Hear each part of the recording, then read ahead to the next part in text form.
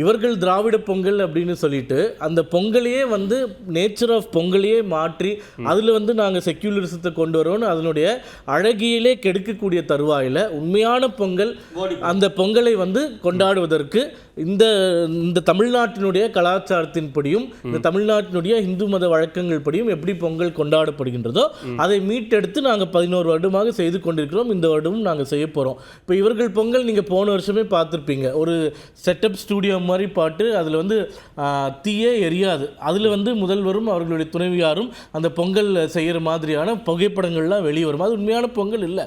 நாங்கள் செய்ய போகிறது 2000 பெண்கள் பொங்கல் பொங்க வைத்து கொண்டாடக்கூடிய ஒரு உண்மையான பொங்கல். அது தமிழக கலாச்சாரத்துடன் பின்னி பிணைந்த ஒரு நிகழ்வு. தேர்தல் வருதோ வரலையோ ஒவ்வொரு வருடமும் கடந்த 5 வருடங்களாக நான் இருக்கக்கூடிய வேலுச்சேரியிலையோ தென் சென்னையிலையோ இல்லை பிற மாவட்டங்களிலோ பொங்கல் நிகழ்ச்சிக்கு ஒவ்வொருவரும் 3-4 நிகழ்ச்சிகளுக்கு தமிழகம் முழுக்க செல்வோம். அப்போ இந்த அனைத்து பொங்கலும் மோடி பொங்கல்ன்ற ஒரு பெயரில் நாங்கள் கொண்டாடக்கூடிய ஒரு நிகழ்வு. நீங்க சொல்ற உண்மையான பொங்கல்னா நம்ம பொங்கல் தைப்பொங்கல் அன்னைக்கு தான் கொண்டாடணும். 5ஆம் தேதியே கொண்டாடினா அது உண்மையான பொங்கல் ஆயிடுமா?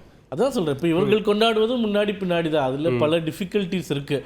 அது வந்து ஒரு பொங்கலை வந்து கொண்டாடுவதாக பறைச்சாற்றுவது. அன்னைக்கு அமித்ஷா அவர்கள் கொண்டாடுற, ஆனால் பொங்கல் அன்னைக்கு எங்கள் அனைத்து மாவட்டங்களிலும் நாங்கள் அந்த நிகழ்ச்சியை வைத்திருக்கிறோம். எங்கள் சென்னையில் வச்சுருக்கிறோம், எல்லா ஊர்லேயும் வச்சுருக்கிறோம். நிச்சயமாக அனைவரும் வந்து பார்த்து கலந்து கொள்ள வேண்டும் என்று கேட்டுக்கொள்கிறேன். அதனால் இந்த தேர்தல் களம்னு நீங்கள் எடுத்துட்டிங்கன்னா நிச்சயமாக அதிமுக பாஜக தான் முன்னணியில் இருக்கு. ஏனென்றால் இவ்வளோ தொகுதிகளை முடித்து இவ்வளோ சுற்றுப்பயணங்களை முடிச்சதுக்கப்புறம் இப்போ தான் இவங்க மண்டல மாநாடுனே வராங்க. இனிமேல் சுற்றுப்பயணம் போகணும். அது அவர்கள் கூட்டணிக்குள்ளே இருக்கக்கூடிய பிரச்சனைகள். இன்னைக்கு காங்கிரஸ் வெளியே போயிடும்னு அங்கே இருக்கக்கூடிய தலைவர்கள்லாம் மாற்றி பேசுகிறாங்க. இன்னைக்கு கூட்டத்திற்கு வரல. பாவம், அவங்களுக்கு அந்த கூட்டணி பிரச்சனையை தீர்ப்பதற்கே டைம் சரியா இருக்கும். எப்போ களத்துக்கு வருவாங்கன்னு தெரியல. நிச்சயமாக கருணா சொல்றாரு, மாதம் 3 மாதங்களுக்கு ஒரு முறை மாவட்டம் தோறும் போய் மக்களை பார்க்கறதே அப்படியான ஒரு பயணம் தான். அது அரசு பயணமா இல்லை அரசியல் பயணமா இல்லை வாக்கு வாங்குவதற்கான பயணமா?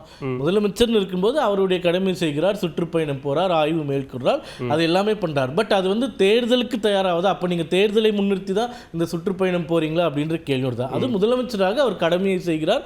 அதுல எங்களுக்கு எந்த மாற்று கருத்துமே இல்லை. ஆனால் அந்த பயணங்கள் தேர்தலை நோக்கிய பயணமா அப்படின்னு நீங்கள் ஒத்துக்கிட்டீங்கன்னா அப்போ உங்களுக்கு வந்து மக்கள் பணி செய்வதற்கான எண்ணம் இல்லை. தேர்தல் தான் 24 மணி நேரம் என்னன்னு அர்த்தம். அது அரசு பயணங்கள். அந்த சமயத்தில் இது போன்ற மாநாடுகளோ இல்லை கட்சி கூட்டங்களோ அந்த மாதிரி நடக்குதான்னு எனக்கு தெரியல.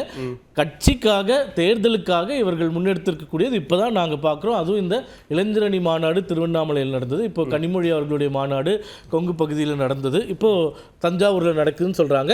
இந்த 3மே இதற்கு அடுத்தது வரக்கூடியதுமே எங்கள் எதிர்க்கட்சியினுடைய கூட்டங்களை பார்த்த பயம் அப்படின்றது என்னுடைய கருத்து.